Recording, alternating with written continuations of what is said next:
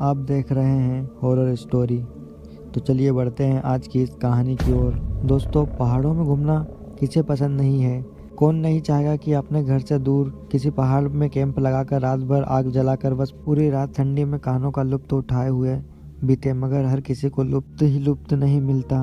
हरीश और राहुल दोनों ही बाइकर बेंगलोर में काम करते करते उब जाते हैं और फिर कंपनी में 1 महीने की छुट्टी के लिए आवेदन देकर वहां से अपनी अपनी बाइक के साथ निकल चलते हैं ऋषिकेश के लिए। पूरे 2 दिनों तक लगातार बाइक चलाते हुए दोनों ऋषिकेश में जाकर एक रात रुकते हैं। अगली सुबह बाहर से नारकंडा के लिए निकल पड़ते हैं। नारकंडा पहुंचते ही उनको लगभग शाम हो गई। बीच बीच में कई जगह रुकते रुकते वहां पर पहुंचते हैं। हर साल तो होटल में ही रुकते आए थे, इसलिए इस बार खुद का टेंट लिए निकल पड़े थे। कुछ नया करने की चाह थी, इसलिए वहां पर आबो हवा में खुले आसमान के नीचे रुकना चाहते थे। पूरे रास्ते का विवरण देना और फिर हर रास्ते में आने वाली दिक्कतों का ब्यौरा करने के बाद अंधेरा होने से पहले दोनों नारकंडा तो नहीं पहुंच पाते हैं, मगर नारकंडा से 25 किलोमीटर दूर ही उन्होंने रुकने का फैसला किया। दोनों ने बाइक वहीं लगाकर पहले अपना टेंट लगाया और छोटे छोटे टेंट बीच में आग जलाकर उसी पर पानी गर्म कर मैगी बनाकर खाने लगे। रास्ते में मिले कुछ नज़ारों को देख दोनों के भाव विभोर हुए।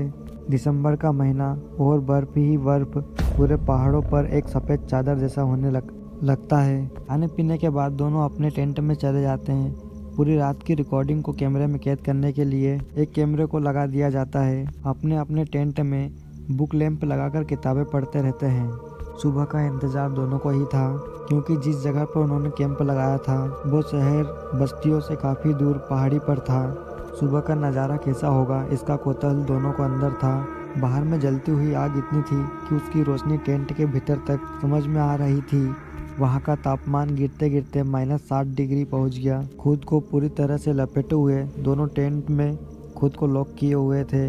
रात को उठाना ना पड़े इसलिए पहले ही दोनों ने इंतजाम कर लिए थे। जलती हुई आग तो खत्म हुई, वहाँ पर रखी इमरजेंसी लाइट की रोशनी से टेंट के भीतर समझ में आ रहा था। एकदम से हरीश को अपना नाम सुनाई दिया, मानो राहुल की आवाज़ हो, उसी ने आवाज़ दिया हो। हरीश ने देखा तो उसके टेंट के बाहर एक काली सी परछाई खड़ी हुई दिखी। परछाई में इतना तो समझ आ रहा था कि राहुल नहीं है।